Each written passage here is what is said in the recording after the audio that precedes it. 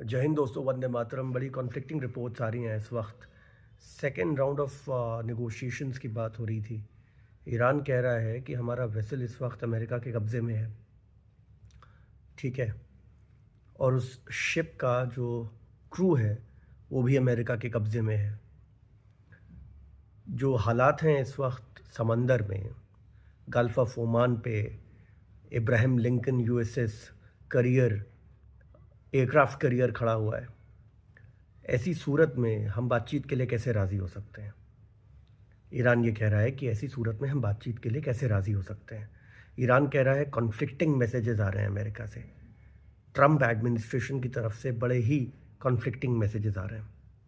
Iran कह रहा है कि पाकिस्तान के इंफॉर्मेशन मिनिस्टर अताउल्ला तरार ने जो बात कही है कि भाई पाकिस्तान के टाइम के मुताबिक सुबह 4:50 पर सीज़फायर ख़त्म हो जाएगा। आप समझ रहे हैं, 4:50 पर पाकिस्तान के टाइम के मुताबिक सीज़फायर ख़त्म हो जाएगा। उससे पहले अभी तक पाकिस्तान ने सारा ज़ोर लगा दिया है कि ईरान का डेलीगेशन इस्लामाबाद आ जाए, एटलीस्ट ये ख़बर कर दे कि हम इस्लामाबाद आ रहे हैं। लेकिन तेहरान से इस तरह का कोई मैसेज नहीं आया है, ऐसा कोई इंडिकेशन भी नहीं है कि उनका डेलीगेशन पहुंचेगा इस्लामाबाद। ट्रंप ने कहा है कि अगर बातचीत नहीं होती, सेकेंड राउंड ऑफ नेगोशिएशंस नहीं होते, then they will start bombing, right, this is the better way, ये ट्रंप ने कहा है। तो जो सूरत हाल दिखाई दे रहा है इस वक्त वेस्ट एशिया में, वो बहुत ही टेंस्ड है। टेंशन तो पहले भी थी, लेकिन ईरान एडमेंट है। ईरान की एक बात और आपको बता दूं कि इस वक्त ईरान की कमांड, ऐसा कहते हैं कि IRGC के कमांडर अहमद वहीदी के हाथ में है।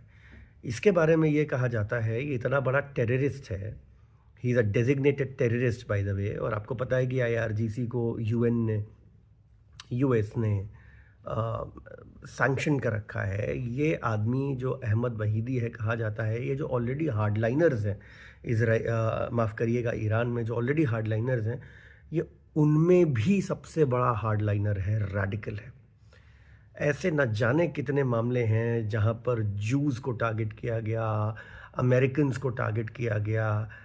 कहा जाता है कि उसके पीछे इस शख्स का हाथ था, ये मास्टरमाइंड था जिसमें अमेरिकन्स मारे गए, इजरायली मारे गए, और इस वक्त he is the one who is calling the shots in Iran. वैसे ये भी कहा जाता है कि ईरान में जो डिसीजन मेकिंग है वो बहुत मल्टी लेयर्ड है, बहुत ही कॉम्प्लेक्स है ईरान में डिसीजन मेकिंग, ठीक है। तो उसको भी समझ पाना थोड़ा मुश्किल है, लेकिन इस वक्त बहुत ख़राब हालात हैं। अगर ये बातचीत नहीं होती है तो हालात और ख़राब होंगे, और ट्रंप अगर जो कह रहे हैं कि मैं बॉम्बिंग करूँगा, फिर सूरत बदतर हो जाएगी।